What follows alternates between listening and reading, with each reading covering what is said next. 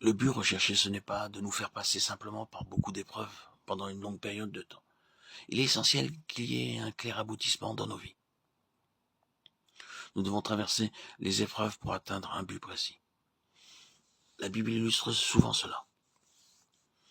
Dieu traite une vie et ne la laissera pas avant d'être parvenu au but prédéterminé. Dans sa manière d'agir à l'égard de Job, il a permis que tout son gros bétail lui soit enlevé. Mais cela n'a pas conduit Job au but fixé par Dieu. Ensuite, ses troupeaux et ses bergers ont été consumés par le feu. Et Job n'est toujours pas parvenu au but, même pas lorsqu'il a perdu ses fils et ses filles. Il n'est pas non plus sorti de l'épreuve lorsqu'il était couvert d'ulcères de la tête à la plante des pieds. Mais le jour est arrivé où ses lèvres ont été réduites au silence, dans la soumission à Dieu. Et les épreuves de Job ont laissé place à une fin glorieuse. Jacques, dans son épître, y fait référence en disant « la fin du Seigneur ». Nous voyons que ce n'est pas la somme d'épreuves qui importe, mais c'est que le Seigneur parvienne à sa fin à travers elle. Nous devons garder cette pensée bien précisément dans nos cœurs. Nous ne passons pas par des épreuves sans nombre. Il peut y avoir beaucoup de temps perdu et des souffrances inutiles, alors que Dieu veut parvenir à ses fins dans nos vies. Il est tout à fait possible, et cela est tragique, que tout ce que Dieu fait pour nous traiter ne permette pas de constituer un vase approprié à l'usage auquel il le destinait. L'argile peut être modelée et remodelée dans les mains du potier, peut passer par le feu à plusieurs reprises, et pour finir, constituer seulement des fragments sans utilité. Mais notre espérance, c'est que le facteur temps et les épreuves étant préordonnés par lui, la finalité sera un vase d'honneur sanctifié pour l'utilité du Maître. Job non seulement est passé par beaucoup d'épreuves, mais le jour est venu où il y a eu une nouvelle activité divine dans sa vie, et cette œuvre a introduit un changement radical en lui. L'intention de Dieu dans sa façon d'agir envers nous, ce n'est pas seulement de nous accorder une plus grande mesure de sa vie pour faire face aux situations que nous rencontrons. Il désire nous remodeler intérieurement par sa vie. Il est un fait que la vieille création ne peut pas être changée, doit demeurer à la croix. Mais il est tout aussi vrai que maintenant, nous avons la vie d'une nouvelle création en nous.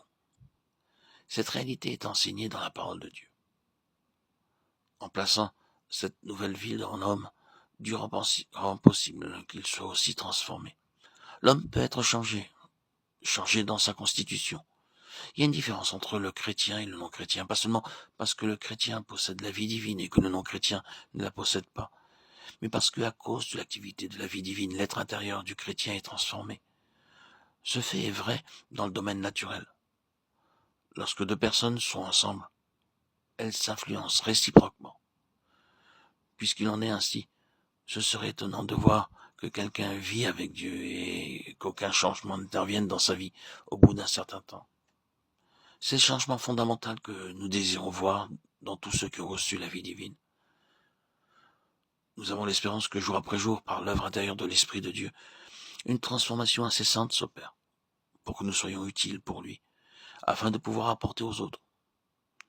Nous ne nous attendons pas à une augmentation de la connaissance de la parole de Dieu. Et alors que nous avons considéré la vie de Paul, ne nous limitons pas à une connaissance objective, mais qu'à l'exemple de Paul, nous apprenions à suivre le Seigneur lui-même. C'est ainsi que nous pourrons le servir et servir les autres en leur apportant sa parole. Un chrétien qui est spirituellement riche, c'est quelqu'un qui a l'esprit éclairé. Ce qui a été appris jour après jour pendant une certaine période a été formé dans sa vie et peut-être exprimé par des paroles qui enrichissent d'autres vies. C'est de cette manière que nous sommes qualifiés pour le ministère de la parole de Dieu. Souvent, lorsque nous sommes sous sa main, nous sommes perplexes et sans comprendre ce qu'il nous arrive. Mais quand parvient le terme de ce qu'il désirait faire, nous sommes éclairés intérieurement. En acceptant sa manière de nous traiter, nous avons mûri dans la foi et l'obéissance et nous recevons ce collier tellement nécessaire pour nos vies. Je te conseille d'acheter de moi un collier afin que tu vois. Apocalypse 3, 18.